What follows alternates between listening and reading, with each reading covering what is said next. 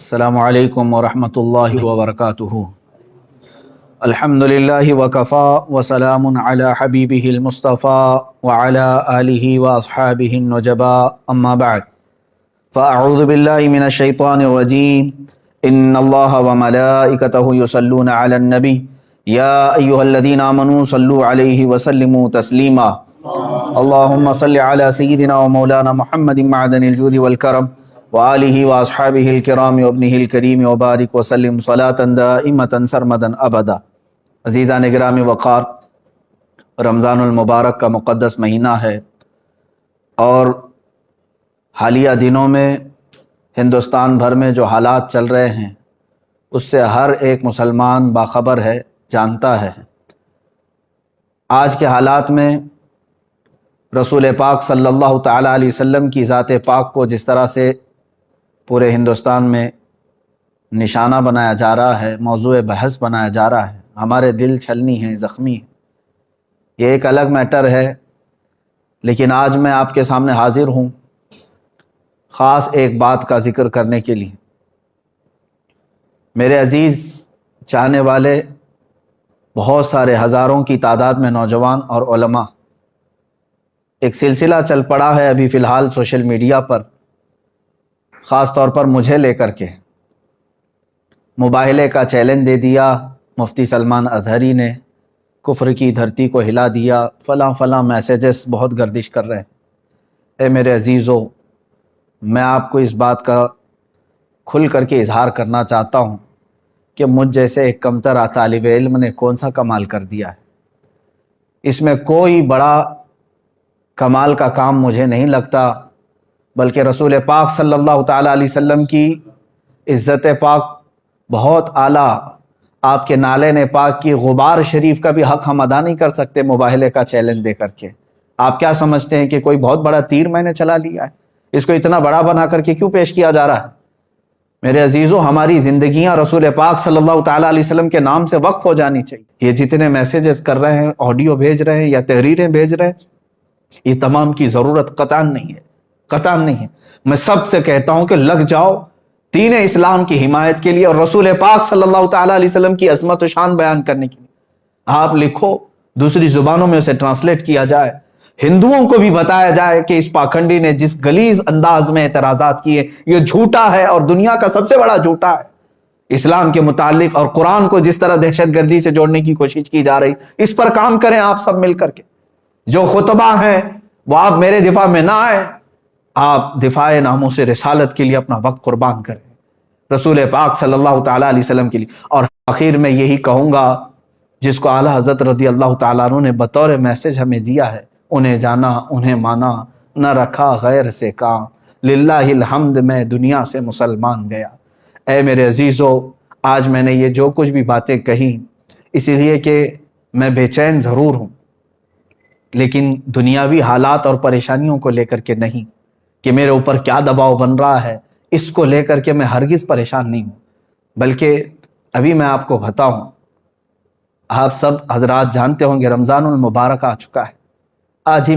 کل ہی میرے پاس ایک نوجوان بچہ آیا، انجینئر بھی ہے، بیٹھے تھوڑی دیر بات کرنے کے بعد بتایا اس نے کہ پچھلے 1.5 مہینے سے وہ کھانے کو، گوشت کو ہاتھ تک نہیں لگایا، صرف اس لیے کہ جس جگہ رسول پاک صلی اللہ تعالیٰ علیہ وسلم کو گالیاں دی جا رہی ہوں اور میں نرم نرم غذائیں کھاؤں۔ اس نوجوان کی اس بات کے بعد کیا ہمارا دل کھول نہیں جاتا؟ ہم بھی تو آج سارے لوگ مستیوں میں ہیں، ہمارے پاس جو کچھ بھی دیا ہوا ہے وہ رسول پاک کے نام کا ہے۔ علماء آپ سب کو معلوم ہے، مشائخ آپ سب کو معلوم ہے، ہم آج تک رسول پاک کے نام پر ہی کھا رہے ہیں، حضور پاک صلی اللہ تعالیٰ علیہ وسلم کا نام لیتے ہیں اور کھاتے ہیں۔ لیکن آج تک میری اتنی عمر میں میرے باپ کو، میری ماں کو یا میرے بھائیوں کو ایسی گالیاں تو میں نے اب تک نہیں سنی جس طرح کی گالیاں اس خبیث ملعون نے میرے نبی کو دی۔ تم بتاؤ، تم اپنی زندگیوں میں نوجوان ہو، تمہیں ایسی گالیاں کس نے دی تھی آج تک؟ تم بتاؤ، تمہاری داڑھیوں کو دیکھ کر کے لوگ گالیاں نہیں دیتے، آج تم سر پہ ٹوپی رکھتے ہو تو تمہیں لوگ گالیاں نہیں دیتے۔ تمہاری ماں کو اور تمہارے باپ کو کس نے اس قدر گالیاں دی تھی؟ تمہیں کبھی کسی نے دلال کہا عورتوں کا؟ لیکن دنیا کے سب سے پاکیزہ انسان کو جس نے اس طرح کے الفاظ استعمال کیے، آپ بتاؤ اب اس کے بعد اگر ہمارے جذبات پہ قابو نہ ہو تو اور کیا ہو؟ ہم نے اپنے گھر والوں کے لیے کبھی اس طرح کی گالیاں نہیں سنی۔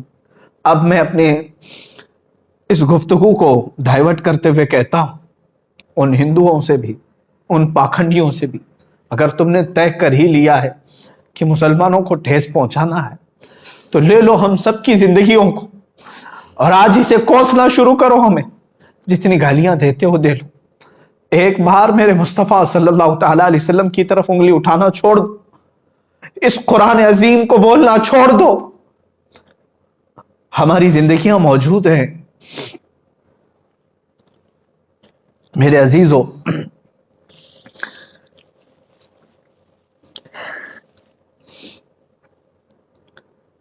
آج رمضان المبارک کی اس شب میں تعریف کے لیے نہیں عرض کرتا، روزانہ ہر رات مدینہ طیبہ سے میرے شاگرد ہیں، بچے ہیں، ایک میرا مخلص شاگرد ہے، وہاں سے فون لگاتا ہے بارگاہ مصطفیٰ میں اور گنبد خضرا کے نیچے سے ویب کانفرنسنگ کے ذریعے سے دیکھ لیتا ہوں، دل کو ٹھنڈک ہوتی ہے۔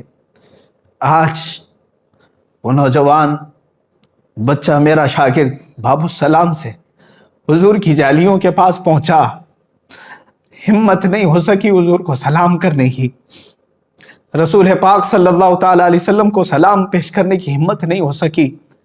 اسی لیے میرے عزیزو کہ ہم جس کیفیت میں آج جی رہے ہیں، اب اس کے بعد جینے کا کوئی مطلب نہیں ہوتا۔ آپ سمجھیں، برائے کرم سمجھیں میری اس بات کو۔ یقیناً میں جذبات میں بہت کچھ کہہ رہا ہوں، لیکن اے سنی مسلمانوں بیدار ہو جاؤ، آج اپنے اتحاد کو قائم کرو، صرف نام رسول پر علماء بیان بازیاں بند کریں اور میرے مصطفیٰ کے نام پر ایک بار جمع ہو جاؤ، اور رسول پاک صلی اللہ تعالیٰ علیہ وسلم کی مدد ضرور آئے گی۔ ہم دنیا سے جانے سے پہلے اتنا چہرہ تو بنا لیں کہ حضور پاک صلی اللہ تعالیٰ علیہ وسلم کو دکھا سکے، حضور پاک کی بارگاہ میں حاضر ہونے جیسی تھوڑی سی شکل تو بنا سکے۔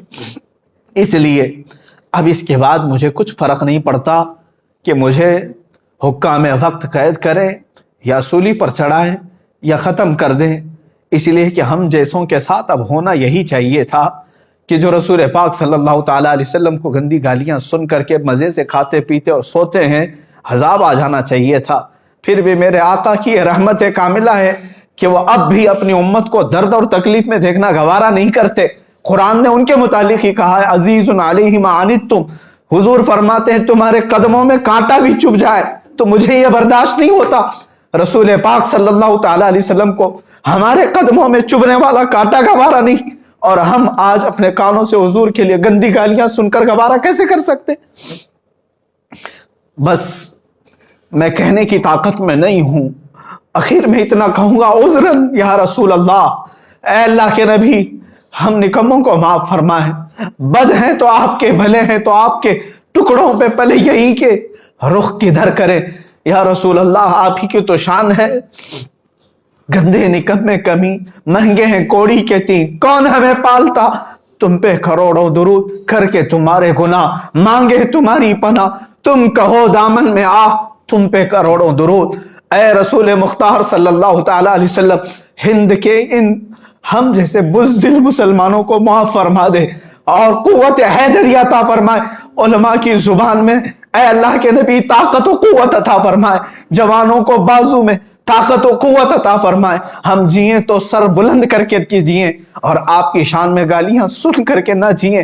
اے رسول پاک مدد کی بھیک ہے، مدد کی بھیک، اے خاص اے خاصان رسول وقت مدد ہے، امت پہ تیرے وقت عجب آ کے پڑا ہے۔ وآخر دعوانا الحمدللہ رب العالمین۔